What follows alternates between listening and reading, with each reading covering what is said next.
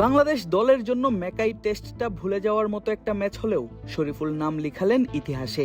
দেশসেরা bowling করার পাশাপাশি নাম লিখালেন অস্ট্রেলিয়ায় ক্যারিবিয়ান গ্রেটের নামের পাশে। শুধু কি তাই, যেভাবে নিজের সপ্তম উইকেটটা শিকার করেছেন টাইগার এই পেসার, সে কারণে তাকে তুলনা করা হচ্ছে প্রাইম ওয়াসিম আকরামের সঙ্গেও। ম্যাকাই টেস্টের দ্বিতীয় দিন সকাল সকাল ক্যামেরন গ্রিনকে যেভাবে আউটটা করলেন শরীফুল ইসলাম, সেটা ছিল যে কোনো পেসারের জন্যই ড্রিম ডেলিভারি। দারুণ এক ইয়র্কারের লেগ বিফোর উইকেটের ফাঁদে ফেলে গ্রিনকে তিনি ফেরান সাজঘরে।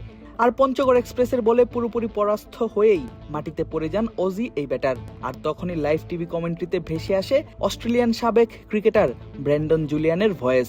বলেন, গ্রিনকে করা শরীফুলের এই ইয়র্কারটা যেন 90 দশমের ওয়াসিম আকরামের করা ইয়র্কারগুলোর মতো। অস্ট্রেলিয়ার কন্ডিশন প্রতিপক্ষ দলের ব্যাটারদের জন্য তো চ্যালেঞ্জিং বটেই, চ্যালেঞ্জিং বোলারদের জন্যও। তার মাঝেই ব্যতিক্রম বাংলাদেশের শরীফুল। ব্যাটাররা যেখানে রানের খাতা খোলার আগেই ধরেছেন ডাগআউটের পথ, সেখানে অজি তারকা সব ব্যাটারদের নাকানি চুবানি খাইয়েছেন শরীফুল ইসলাম। একাই প্রতিরোধ করে বাংলাদেশকে রেখেছিলেন ম্যাচে।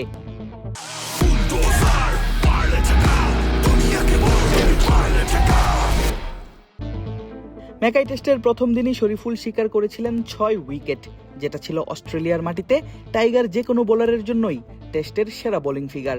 তবে 23 আগস্ট সকালে গ্রিনের উইকেটটা শিকার করার মধ্য দিয়ে শরীফুল নিজের নামের পাশে লিখান 7 উইকেট।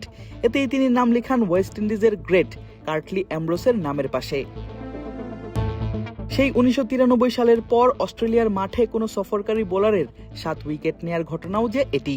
33 বছর আগে পার্থের ওয়াকা গ্রাউন্ডে মাত্র 25 রানে 7 উইকেট নিয়েছিলেন ওয়েস্ট ইন্ডিয়ান কিংবদন্তি কার্টলি অ্যামব্রোস। ইতিহাসের আলোচিত স্পেলে সব মিলিয়ে 25 রান দিলেও একটা পর্যায়ে মাত্র 1 রান দিয়ে 7 উইকেট নেন ক্যারিবিয়ান সেই ডানহাতি পেসার। শরীফুল অত কিছু না করলেও 7 উইকেট নিয়ে নাম উঠিয়ে নিয়েছেন অ্যামব্রোসের পাশে। ম্যাকাই টেস্টে টসে হেরে প্রথমে ব্যাট করে বাংলাদেশের ব্যাটাররা দেখে ব্যাটিং বিপর্যয়। মাত্র 64 রানে অল আউট হয় টাইগাররা, যেখানে সাদমান ইসলাম, তানজিদ তামিম, নাজমুল শান্ত, লিটন দাসরা খুলতেই পারেননি রানের খাতা। সেখানে 11 নম্বরে নেমে ব্যাট হাতে রেকর্ড করেছেন শরীফুল।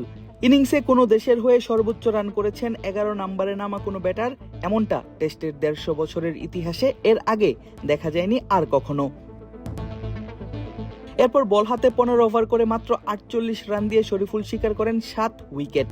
অস্ট্রেলিয়ার বিপক্ষে যে কোনো ভেন্যুতে বাংলাদেশের বোলারদের মধ্যে সেরা ফিগার এটি। এছাড়া টেস্ট ক্রিকেটে বাংলাদেশি পেসারদের মধ্যেও সেরা ফিগার এটাই। আদিব আশরাফ, ক্রিক ফ্রেঞ্জি।